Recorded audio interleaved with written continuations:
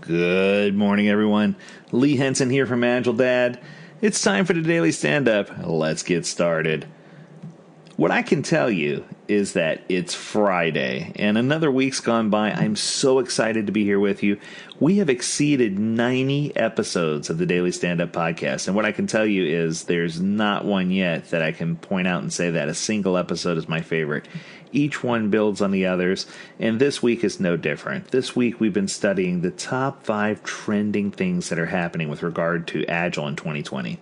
And what I can tell you is, even though you might suspect to hear things about social distancing, remote teams, and that kind of stuff, I wanted to focus on other topics, things that we see that are happening within organizations. And this next one is the one that, if I had the theme music from the Star Wars anthology where the stormtroopers coming in, dun, dun, dun, dun, dun, dun, dun, dun, dun. If I had that music, I would be playing that in the background right now. Because this is number 5 on our top 5 trends, and what I can tell you is this one drives me batty, but it's happening. I call it the proliferation of the Agile coaches. Dun, dun, dun. So what we see is, since Agile is really increasing in popularity, that all over there are rip-off certifications, rip-off Agile consultants, and people who want to approach you to offer their services. And I liken this to city management. I know it sounds crazy, but I always ask people, when you're looking for someone to fill the potholes in your neighborhood, is your county going to be, or your city going to be, the group that hires the person that has the lowest bid? Or are they going to hire the person for a little more that's going to do the best job? Because what you're going to quickly discover is if you're bringing in people with the lowest bid, that automatically what you're going to get is the lowest quality job. And that people just aren't going to come in and do something for nothing, right? But there's so many people out there who want to offer their service as a coach or their service as a trainer, and they don't have the certifications to back it up. So I wanted to talk about part of what I saw in CIO magazine. And they discussed, if you're trying to bring in consultants, if you're trying to bring in coaches, that you need to at least make sure that they have some coaching credibility or some coaching credentials. So let me give you a couple of examples. From the Scrum Alliance, of course, you have the Certified Scrum Trainer, and you have the coaching certifications. They have 2 different levels of coaching certifications from the Scrum Alliance. Both of those are critical certifications to look for if you're bringing in a coach or a trainer.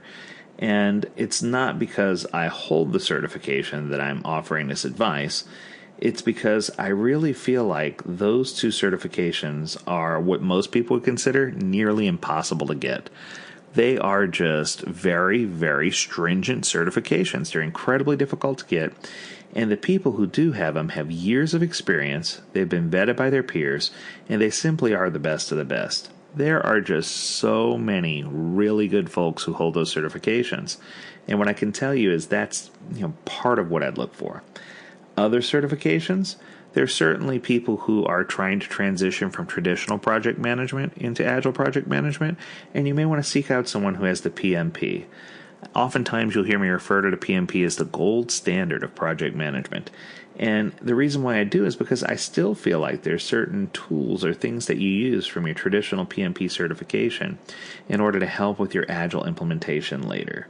But I think the real top 3 things you should be looking for beyond certification, once you know you got somebody with good credentials, number 1 is look for somebody, a coach, who is willing to sell you their time in buckets of hours. Here's why. If a coach is willing to sell you their time in buckets of hours that don't expire, and they have more than one coach that you can choose from, to make sure you get the right person to teach you the right things at the right time.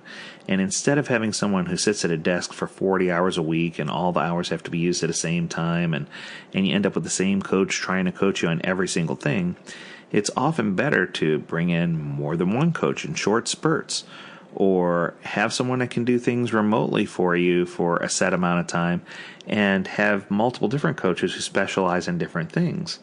Make sure they're offering hours that don't expire, and that they're willing to offer you a trial bucket of hours at a lower rate or at a reduced introductory rate in order for you to be able to try before you buy the big batch.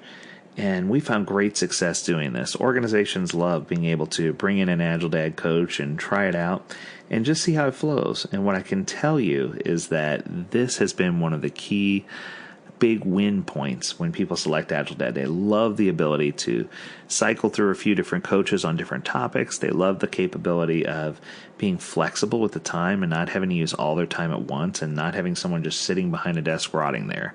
I think that that's incredibly important. Two, and equally important, is make sure that your coach, once you check and validate their certifications and their credentials, make sure they have tons of public PR. Make sure they have tons of reviews and feedback. That's important.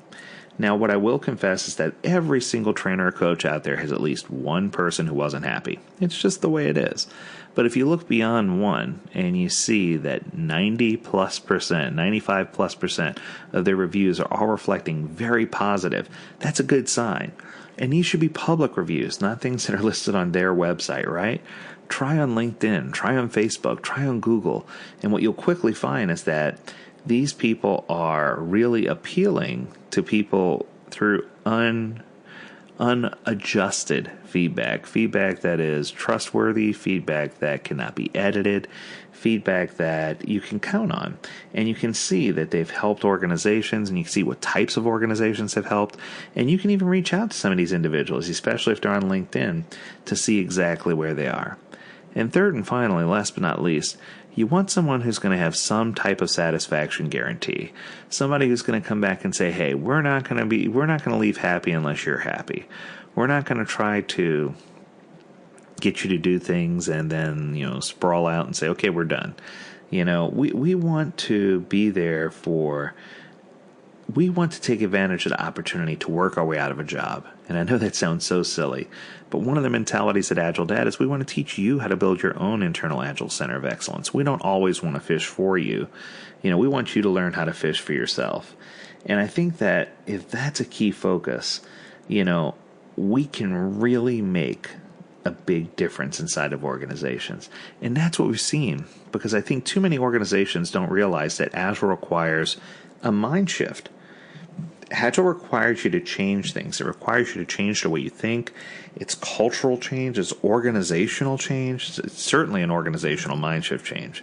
And I think that it requires buy-in at the top levels, as well as buy-in from the folks at the bottom who are actually doing the work.